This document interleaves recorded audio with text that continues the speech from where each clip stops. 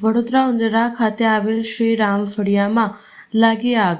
2 વ્યક્તિને ગંભીર ઈજા થતાં હોસ્પિટલ ખસેડવામાં આવ્યા. મકાનના 3જા માળે આગ લાગતા 2 વ્યક્તિને ઈજા પહોંચી હતી. 2 વ્યક્તિઓનો આબાદ બચાવ કરવામાં આવ્યો હતો. ઘરનો સામાન બળીને ખાખ થઈ ગયો હતો, જ્યારે આજુબાજુના વિસ્તારના લોકોએ આગ ઓલવવાનો પ્રયાસ કર્યો હતો. ફાયર બ્રિગેડને જાણ થતાં જ વડીવાડી અને ટીપી-13 ફાયર બ્રિગેડની ટીમ આગને ઓલવવા માટે આવી પહોંચી હતી. આગ કાબૂમાં આવી ગઈ હતી. કોઈ પણ જાનહાનિ થઈ ન હતી.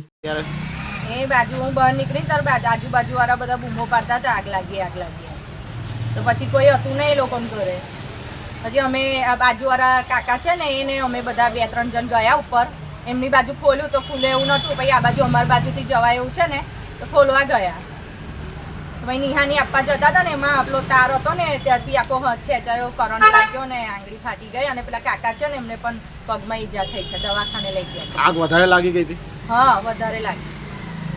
ઉંડેરા દરવાજાની અંદર આનંદ ફળ્યું, હરમાનના ઉંડેરા આનંદ ફળ્યું. આ શોર્ટ સર્કિટ થયું છે, બેને ઈજા લાગી છે. 2 દિવસે દવાખાને લઈ ગયા છે. હવે શું થયું ખબર પડી નહીં. એવડે દવાખાને હતા ખબર પડે જે ગાડી એટલો ધર્મિષ્ઠ છે ને કે નરહરી છે. મારું નામ છે અમરસિંહ એસ. વધારે કોઈ ઈજા થઈ છે ખરી? ઈજા એટલે કરંટ લાગી છે હાથ ઉપર, એટલે હું થયું ખબર નહીં પડે. ઘરમાં મોટા પાયે નુકસાન થયું જોવા મળે છે? એ ઉપર તો ખાલી હરકી છે, બોટો તો કાઢી નાખ્યા છે. એ બહુ ખાસ નુકસાન નહીં થયું. મોટું નુકસાન થયું? મોટું નુકસાન નથી થયું. એટલે ઉપર જઈને આવ્યા છે.